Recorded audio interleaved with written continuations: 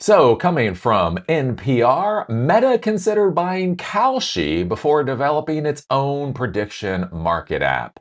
Because, of course, they did. Of course, Mark Zuckerberg was looking for a purpose in his life as he goes through his midlife crisis.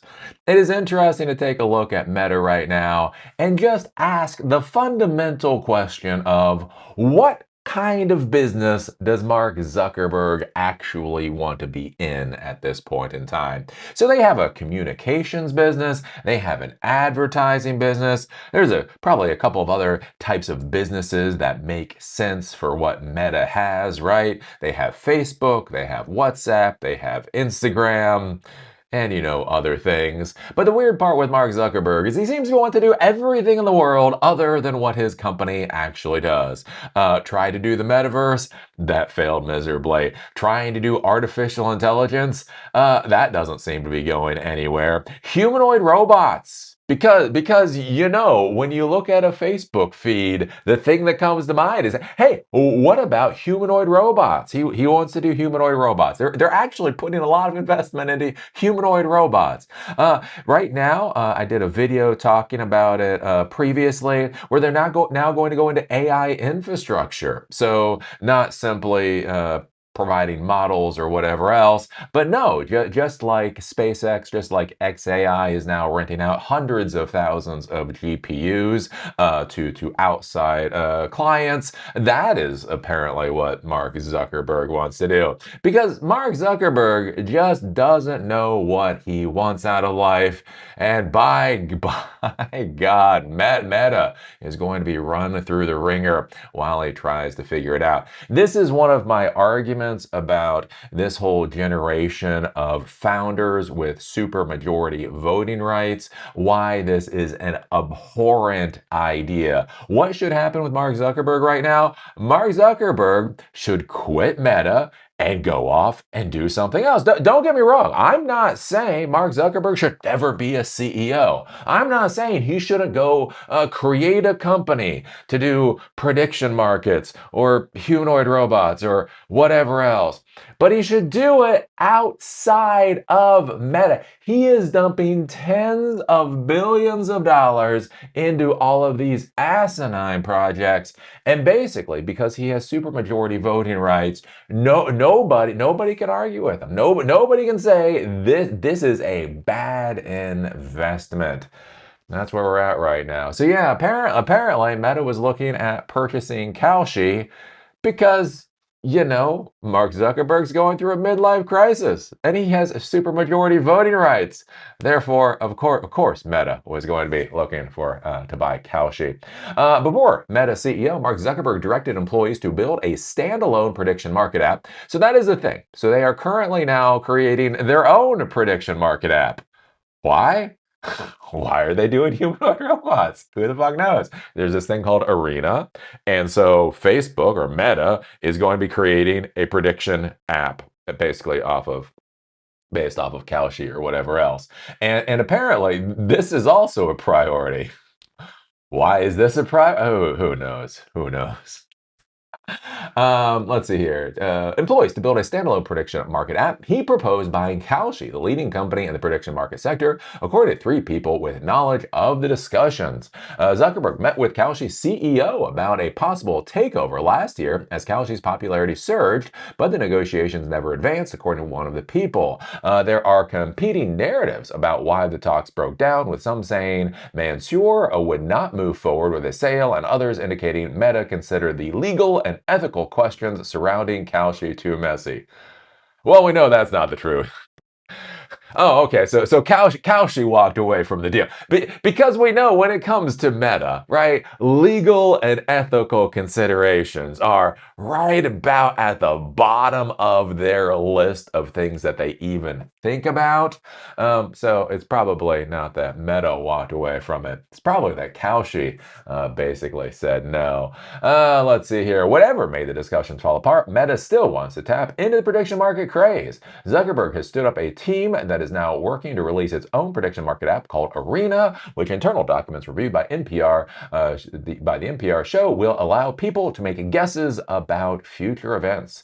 The massive influx of users into prediction markets makes the space an obvious target for Zuckerberg, according to Tim Wu, a Columbia University law professor who advised the Biden White House on tech policy. Quote, Meta seems to clutch at every shiny object. I couldn't say it better myself. Ooh, shiny! I want one. And I got billions and billions and billions of dollars to pay for it.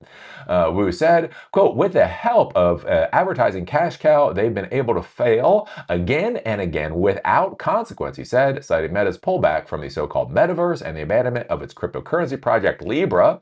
I forgot about that one. Quote, I can't imagine a casino app with fake money is going to be much of a thrill, he said, but maybe it's something my children would like. I don't know.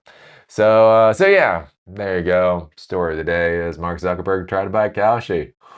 Because yeah, nothing makes somebody going through a midlife crisis who has billions and billions of dollars, feel more virile than buying one of the tech companies that the kids currently think are cool, right? I think he tried to buy TikTok before. He tries to buy everything, and golly knows where Meta is going. It does make you wonder though, because like you look at it with Meta, right? And so Meta is an absolute cash cow as far as advertising is concerned. And so investors are still investing in it. Investors still get a value proposition of investing in it because it's still considered a valuable company. So although he is basically lighting tens of billions, hundreds of billions of dollars, literally on fire, the thing is that the advertising business is so good, the investors kind of at the end of the day shrug their shoulder and kind of accept what's going on. And so in one way, you can kind of look at it and say, well, Mark Zuckerberg can do this, and it's not hurting Meta because the company is still valuable, investors are still investing, the whole nine yards.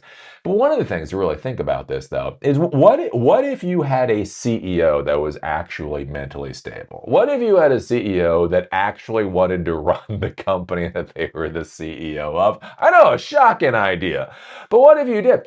What if they took those hundreds of billions of dollars and actually appropriately allocated that money towards investments that make sense for the corporation that Meta actually is, and weren't just dumping money into a midlife crisis?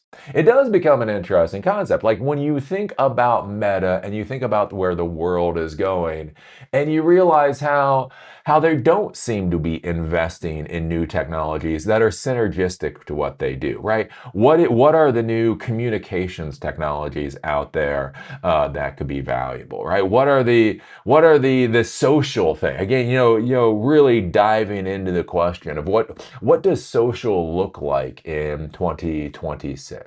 So in 2006, social looked like going to a bar and being with friends.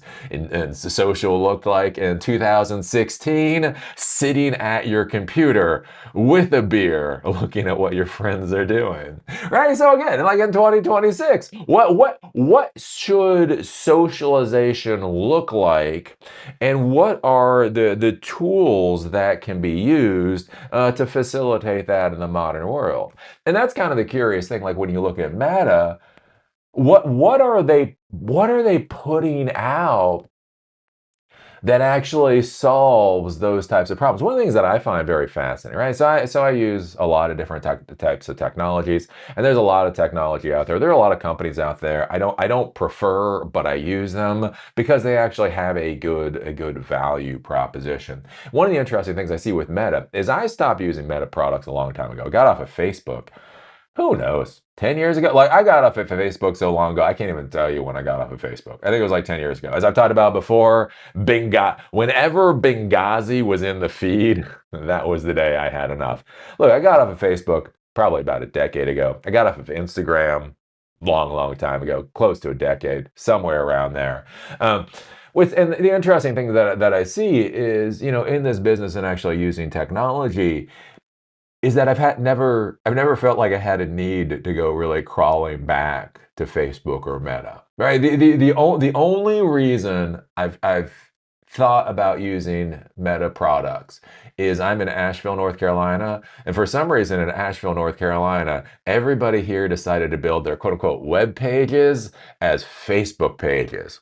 So sometimes you run into an issue. You just want to know when the brewery closes, and all of a sudden you run into this whole Facebook mess. But other than that, like, isn't that kind of weird? Like somebody with me. So I'm a content creator. I've been doing events. I've been doing social things. Think about if you follow me for any length of time, especially since 2020, right? With me trying to spin up a Silicon Dojo, me doing Silicon Dojo here in Asheville, me doing Silicon Dojo in Research Triangle, all the stuff that I do. I am at the intersection of the digital world and the community world, with communication, that whole mess. And I just want you to think about this for a second. I have had zero reason to reassess whether or not Meta is valuable to me. And so think about this. If somebody like me has zero need to reassess the value of Meta, doesn't that kind of beg the question of what the ever-loving Mark Zuckerberg has been doing for the past decade? Right. I'm not even going back to reassess, because I think about that like with Twitter. Oh, like Twitter's a hard one. Twitter's a hard one. One, I never liked Twitter. Again, there was this whole thing with Roberto Blake. Anybody remember Roberto Blake? I remember Roberto Blake. Anyways, I don't know. Roberto Blake was gonna send me his like tax information on Twitter because I made him cry or something. I don't know. That was the day I got off of Twitter. Roberto Blake was like, I DM'd you my tax information to prove how much money I make. And I'm like, dude, I don't. Man, I'm not. I'm not getting into this, Roberto. Go away. Stop talking about passion in my comment section. That's all I was saying, Roberto. Anyway, I got off. But the thing is, here's the thing. Before even, Twitter just never made any sense. Twitter is like, I thought it was going to be an RSS feed. I thought it was going to be many things. It just never was. And so as I've talked about before, like with Elon Musk taking over Twitter, I didn't care about Twitter, 6 months before Elon Musk took over Twitter. And I stopped really caring about Twitter about 6 months after Elon Musk took over Twitter, because Twitter doesn't really matter a lot. But here's the thing.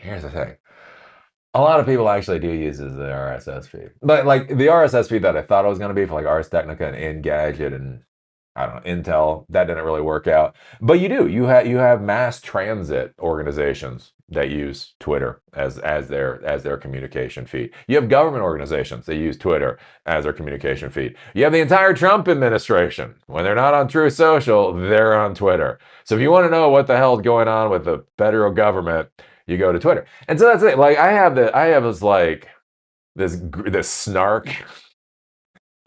Don't want to say it like a love-hate relationship, like a snark-hate relationship. I have this like relationship with Twitter where it's like I really don't like the platform. I really never got that much value out of the platform. I really think Elon Musk is a piece of shit. But on the other hand, like sometimes you need information. And so you go to Twitter for that information. Like you gotta go to Twitter every once in a while to get the information that you need. And that's one of the interesting things I find with Facebook is I just again rarely come across that thing. Again, sometimes with brewery hours of operation or whatever else. But you think about this, right? This is like a $1.7 trillion company. They're putting tens of billions of dollars into investment, and I don't know, they're just investing into like whatever the hell's going on. And so it seemed like they had a real CEO, right? If they had a CEO that wanted to do the job, I don't know. Maybe things would go better for him. Maybe not. So what do you think about this? What do you think about Mark Zuckerberg wanting Meta to buy Kalshi? Is that just peak Mark Zuckerberg for 2026? What do you think? What do you think about these startup founders that become the CEOs of companies and have supermajority voting rights and then just never can leave?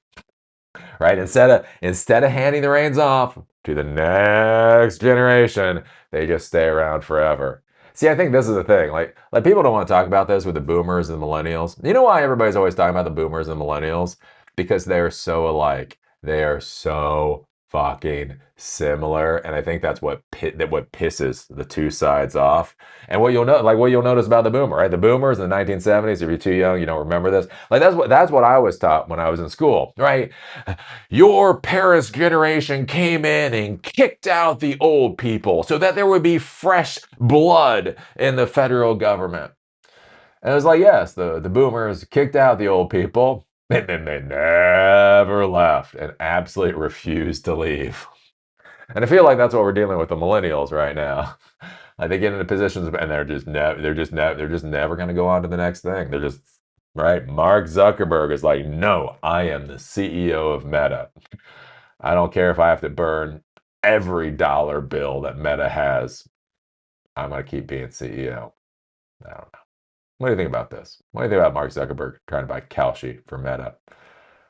What do you think about this weird world? Put your thoughts down in the comment section down below. If you like these videos, do remember they're on Spotify and on Apple Podcasts. Link is down below. Also, if you want to follow me on LinkedIn, there's a link down there too. With that, see y'all later.